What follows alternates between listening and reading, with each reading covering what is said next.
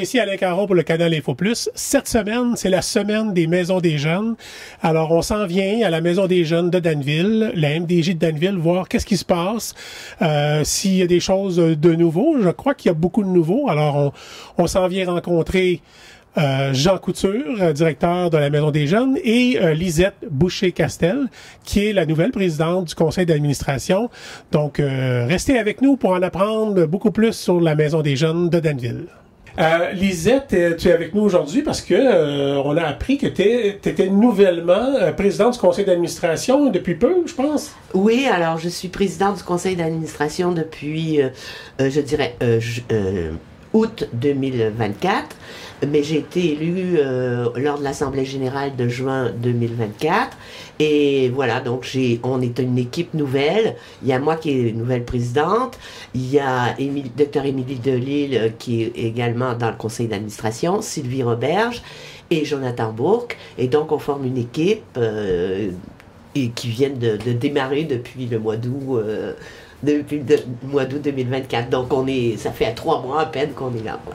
Donc, c'est toute une nouvelle équipe au complet, alors. Ben, il y avait Jonathan et Sylvie qui faisaient partie de l'équipe précédente, mais qui étaient nouvellement arrivés. Donc, c'est 1 année ou 2 d'années d'expérience. Et puis voilà, donc on part neuf. C'est vraiment tout neuf. Ben, Danielle, elle a fait un travail formidable. Elle est restée quand même 9 ans auprès de Jean et avec son conseil d'administration. On est très content de savoir qu'elle est proche et qu'elle va venir et qu'elle viendra quand on lui demandera. Donc, un tout nouveau CA, ça apporte des nouvelles idées, si je comprends bien. Donc, on est dans la nouveauté et c'est là que, Jean, je m'adresse à toi. Qu'est-ce qui est en train de se passer, là? Il y a une nouvelle aventure qui se vit à la Maison des Jeunes? Et oui, donc la Maison des Jeunes est en plein déménagement. Pour vrai. Donc, on quitte le centre Monseigneur-Thibault. Oui, donc c'est déjà fait en fait. La Maison des Jeunes est maintenant déménagée aux 2 rue du Carmel, l'ancienne banque CIBC. Ah, on s'est toujours demandé qu'est-ce qui se passait dans cette fameuse banque-là. Maintenant, on va le savoir, c'est la Maison des Jeunes qui prend place. Et voilà. Bon, parfait. Hey, c'est une excellente idée. Comment est-ce qu'on est venu à penser venir s'établir? Ça s'est passé comment? On avait quelques défis dans nos anciens locaux. Donc, soit des défis à l'intérieur ou même des défis à l'extérieur. Donc, il y avait régulièrement quelques voitures ou des anciens jeunes et voire même quelques délinquants au travers là, qui pouvaient s'attrouper dans le stationnement à proximité occasionnellement. Et moi, je ne suis pas nécessairement le gardien du parc et c'est un peu un enjeu, en fait, que la Maison des Jeunes soit associée à ces gangs-là qui se réunissaient régulièrement. Donc, si on comprend bien ce que tu veux dire, c'est qu'il y avait un grand espace autour, puis ça devenait comme difficile à gérer parce qu'il y a des jeunes qui ne sont plus nécessairement bienvenus à la MDJ parce que, pour toutes sortes de raisons. Puis là, ça devenait compliqué, puis pour la sécurité, c'était mieux d'envisager de déménager. Oui, donc ça, c'est un enjeu quand même assez prioritaire. À l'intérieur aussi, donc l'endroit n'était pas parfait. Ça a très bien convenu quand même pendant plusieurs années, mais on avait quelques enjeux à l'intérieur, notamment il y avait des dégâts d'eau parfois, il y a eu peut-être un enjeu de souris à un moment donné. C'était un sous-sol, donc voilà. Toutes les difficultés d'un sous-sol. Oui, donc pas de fenêtre également. Donc ça nous a bien accommodé pendant quelques années, mais là maintenant on a accès à un endroit bien éclairé avec beaucoup de fenêtres et on a très hâte d'expérimenter ça. Oui, on le sent que vous avez hâte et que vous êtes content de ce nouvel endroit. Comment est-ce que les gens ont reçu ça, les jeunes? Comment ça s'est passé? Vous l'avez annoncé ça comment? Comment ça s'annonce aujourd'hui, en 2024, un déménagement d'une Maison des Jeunes? Alors, il y a un petit groupe sur Messenger qui réunit environ 65 adolescents les plus réguliers de notre MDJ.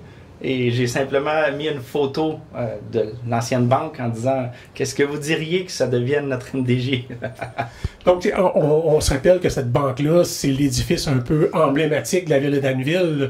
D'ailleurs, son clocher, si on peut appeler ça ainsi, ou est-ce que l'horloge, là, c'est un peu l'emblème du drapeau de la ville de Danville. Donc, ils ont dû rester surpris, mais ils étaient contents?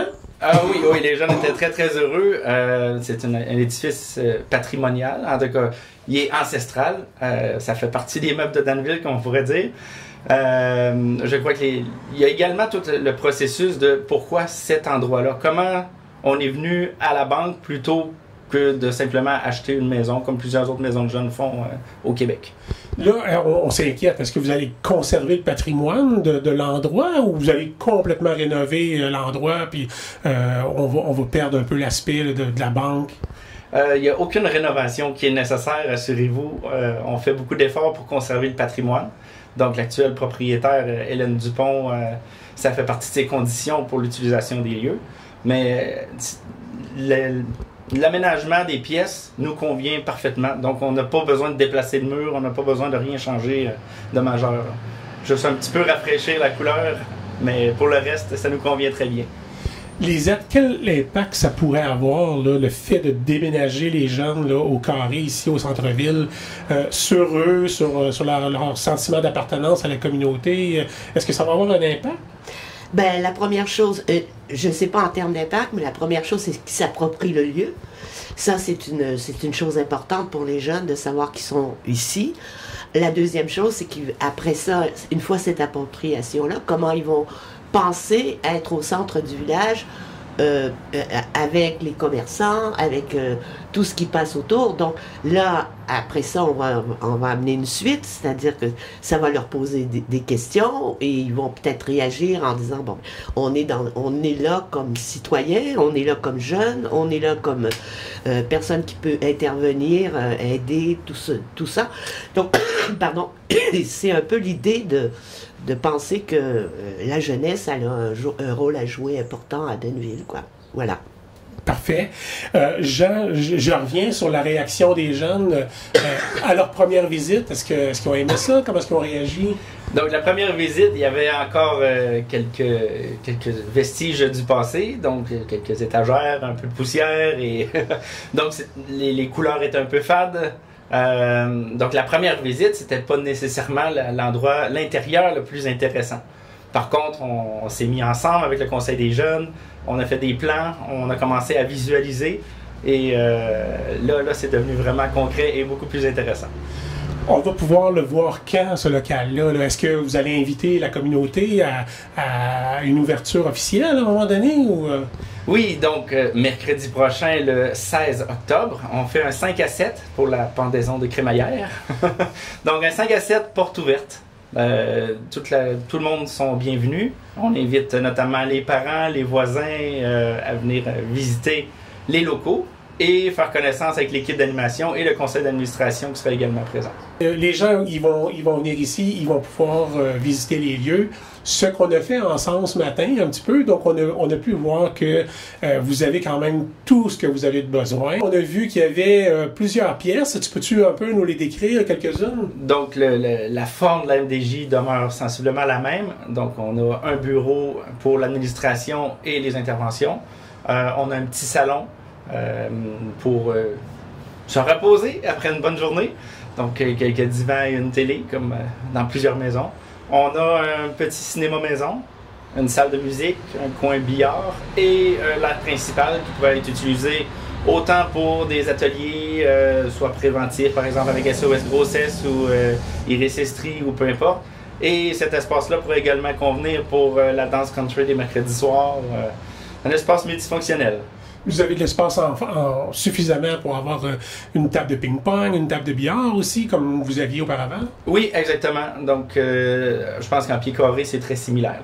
Si je peux te rafraîchir la mémoire aussi, te donner un petit coup de main, je pense qu'il y a une salle de musique où ce que les jeunes peuvent faire de la musique. Il y a aussi une salle de jeux ou de gamer où est-ce qu'on peut jouer à des jeux électroniques. Oui, donc on a 3 ordinateurs à la disposition des jeunes. Donc, tout ce que les jeunes aiment en réalité. Donc, il y a tout ce qu'il faut ici là, pour les jeunes. C'est des choses qu'on avait déjà là-bas, mais que là qu'on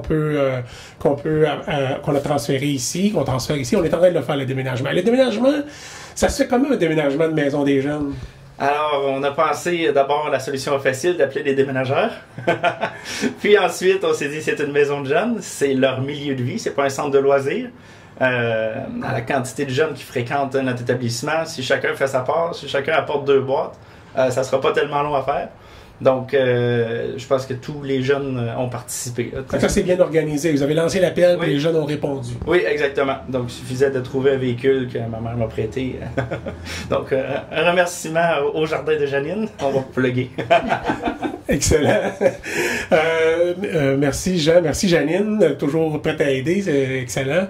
On a oublié de parler d'un point culminant aussi, quelque chose qui est une raison aussi du déménagement. Une pièce maîtresse que vous allez avoir ici, c'est une cuisine. Oui, donc on a une belle petite cuisine ici qui est un lieu de rassemblement pour les jeunes. Donc, évidemment, ça ne fait pas partie nécessairement de la mission des maisons de jeunes, mais pour nous, c'est un outil d'intervention quand même intéressant. Les jeunes arrivent, il y en a plusieurs qui n'ont jamais cuisiné ou très peu cuisiné dans leur vie. Donc, on peut, autour de... Puis après une journée d'école, on a faim. Oui, ça a tout le temps faim, c'est des adolescents. Oui, puis souvent, ils cuisinent quand même quelque chose d'assez bien, là. Moi aussi, j'ai faim. Donc, ils le font avec vous autres, même qu'ils participent à la planification des repas, je pense. Hein? Oui, donc le Conseil des jeunes fait un bon travail. Là. Ils se réunissent minimalement une fois par mois pour planifier le mois suivant. Et tous les mardis, ils vont planifier des ateliers culinaires. Également, occasionnellement, on invite des amis. Par exemple, ce soir, c'est la grand-maman d'une des jeunes qui sera ici. Donc, je ne sais pas encore qu'est-ce qu'elle va nous faire, mais eux, ils ont déjà tout planifié. Ah, ben c'est super. Donc, Jean, ça fait 41 ans que la Maison des Jeunes existe à Danville. Et toi, c'est ta 10e année, c'est ça? Exactement. Donc, on a fêté nos 41 ans le 3 octobre dernier. Et effectivement, c'est ma 10e année en tant que directeur. Je pense que la communauté est reconnaissante de ça. C'est vraiment fantastique d'avoir un gars comme toi qui est solide et puis qui tient cette maison-là à bout de bras, avec son cœur, avec sa passion. Je pense que c'est vraiment important de le souligner. Lisette, toi, qu'est-ce qui t'a intéressé aux jeunes? Qu'est-ce qu'il y a dans ton parcours qui fait que tu te ramasses aujourd'hui dans une maison des jeunes? Bon, juste avant, Alain, je voudrais dire aussi que tout le travail qui a été fait en termes de déménagement, Jean a souligné que tout le monde a mis la main à la pâte pour les boîtes, mais pas juste ça, ils ont pensé, comme le comité des jeunes, mais moi je voudrais rendre hommage à Jean, à l'équipe d'intervenants qui étaient là, puis aux jeunes qui se sont dit, ben, on va faire quelque chose avec ça, donc on démarre bien. En ce qui me concerne, moi, j'ai travaillé énormément dans le secteur de l'humanitaire et mes grands mandats, c'était de faire des enquêtes pour la malnutrition des enfants, pour la santé maternelle dans des pays relativement difficiles, de travailler sur des épidémies. Donc, l'axe jeune, pour moi, ça a toujours été important. En fait, c'est ça dont je parle dans mes rapports quand je reviens de mission. Donc, pour moi, ça ne fait pas un contresens d'y participer ici à Danville. On est vraiment chanceux, dans le fond, d'être tombé sur une compétence pareille. Dans le fond, c'est vraiment fantastique. Alors, merci d'être là. En terminant, bon, on n'a pas le contrôle de la lumière, mais ce serait peut-être le temps de la question qui tue. Est-ce que la cloche va toujours sonner? Ah, absolument. Donc, c'est pas moi qui ai le contrôle de la cloche et je n'y ai pas accès d'ailleurs. Bon. Mais avant de terminer, moi j'aimerais quand même souligner, il y a un changement majeur qui s'en vient au carré. Donc vous allez voir plus d'adolescents dans le carré du village. Je m'adresse notamment aux commerçants, au voisinage. Il y aura nécessairement une période d'adaptation. De part et d'autre, je ne crois pas qu'on sera plus brillant que... Et voilà la cloche! Je ne crois pas qu'on sera vraiment plus brillant que d'autres commerçants autour. C'est un cœur de village, c'est un centre-ville, c'est normal que ça bouge. C'est l'endroit pour que ça bouge. Cependant... La cloche fait sa part aussi. Oui, oui.